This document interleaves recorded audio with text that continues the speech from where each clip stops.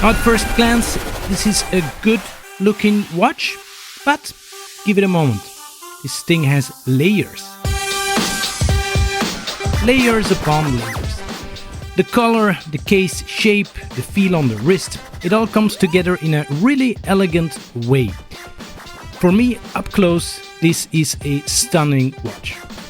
Well, let me start by saying, or asking rather, what is not to like?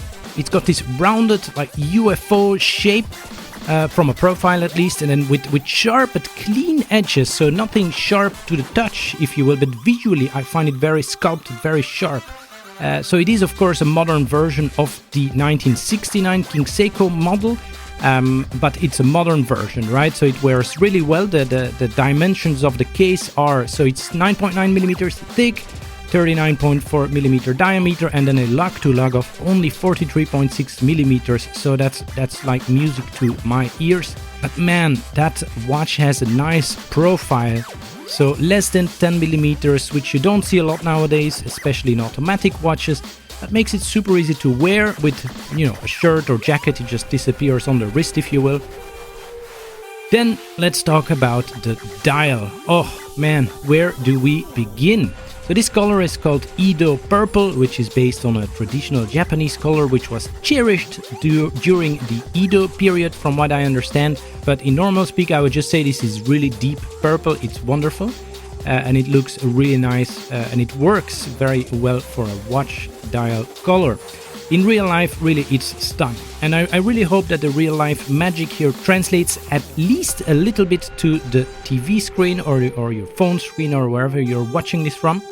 Indoors, the dial looks dark, right? Almost black sometimes. In fact, the first day, the first full day of wearing it around the house, my wife was convinced this was a navy blue dial. So it's only when we were out in town a day or two later, I believe, that she noticed it's actually purple. She was like, hey, that's a purple dial. Yeah, yes, indeed. I can't speak highly enough about the dial. I think it's a stunner. I'm sure that you can hear it also in my tone of voice here. So, mind you, this watch also has other dial executions. Each one of them is fantastic. Also that limited edition one, which I believe is from a year ago, celebrating 100 years Seiko. Oof, very, very nice. I have to say I haven't tried all of them by now, so this was the last one I tried of the series. This one is certainly a winner for me. I believe the standard green dial is a little bit more muted than this one if you're not willing to go all out for the purple here, but I'd say this is really lovely. First thing you probably notice is, just like me, when you're holding this, is that sunburst effect, the color, right, it has going on. But once you get past that, you see then all these other details. The markers and hands are looking very polished, very crisp, sharp, great. There are watches twice the price of this one that do not hold up as well at all as this one right here, under this degree of magnification. Right, so even if you spot whatever imperfection here, this is insanely magnified, so that's not real life here. Reason I'm doing it here is precisely to show you that yes, even under magnification, it holds up extremely well.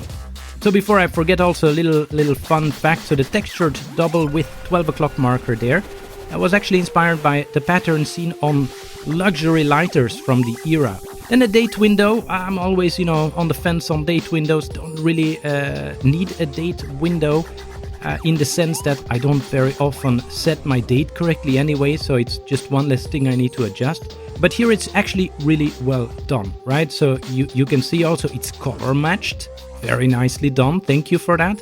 And it's also tucked in nicely in that applied frame there, which I think is, it works. It works with the overall dial here. The overall effect of this multi-layered, multi-dimensional dial and the excellent markers and hands is a dial that really feels, for lack of better way of saying it, but it feels alive, right? Constantly changing, revealing new aspects of its character throughout the day. So really magnifique. Now then, inside the watch, real quick as well, of course, you've got a movement called the 6L35. Here's what matters. It's slim, it's automatic, it hand winds, it hacks. That means the second hand stops right when you're trying to set the time, which is always a nice touch. And while it's not the most accurate movement Seiko makes, it's certainly enough for daily wear. I'm looking at the paper here, but you're looking at about 10 seconds a day either way, so that's perfectly fine. More importantly, it helps keep the whole case really thin, which in itself is the standout feature here for me of this movement. Just slim Seiko movement. Then on the bracelet here as well. So you've got brushed and polished surfaces. There is a nice flow to those links, and then they have this butterfly clasp, right, that snaps shut in a very satisfying way. It releases very easily as well. So you do really have to press both the buttons on the clasp there to unlock it. So that's not going to happen accidentally at all, I would believe. So anyway, let's talk about this watch on the wrist, because that's where, yes, it belongs, and that's where it really shines. It sits low, hugs the wrist nicely, and the bracelet drapes in a way that just feels right to me. So on the wrist, what really makes this watch special to me is, besides the overall comfort factor, is really that dial. I've really caught myself glancing at it, not to check the time, just to watch, how the dial behaves under different light conditions. The hand also, I mean, in full bright sunlight, they shine really nice. It's subtle, but there's real character here. It's elegant, not boring at all. And even though it's technically a dress watch, right, which is pretty obvious here, I've been wearing it with jeans, t-shirts. It's fine. I would just say don't take it swimming to the beach, right? It has a 5-bar rating, no screw down crown, so yeah, definitely keep this one on land. Also the beautiful Zaratsu polished case. I'm trying to keep it away from abrasive things such as sand, right? But that's a personal choice. So anyway, what do I think? Well, I'm sure you guessed it, right? I truly do like this watch a lot. So it feels premium without being over the top. It has heritage, but it's not stuck in the past. I am really the last person to like re-editions or re-releases of older watches. Here, oh man, I'm glad that they did this. The size is spot on and it wears like a dream. If you want a beautiful, refined, everyday watch that flies a bit under the radar but certainly feels special, I think this King Seiko is absolutely worth checking out. If you're a fan of the watch and all the specs here and everything I've talked about, but you have no need for a purple dial, definitely check out the other dial colors in this series as well. They are all, in my view, unique and absolutely worth a closer look. Thank you, and catch you in the next one.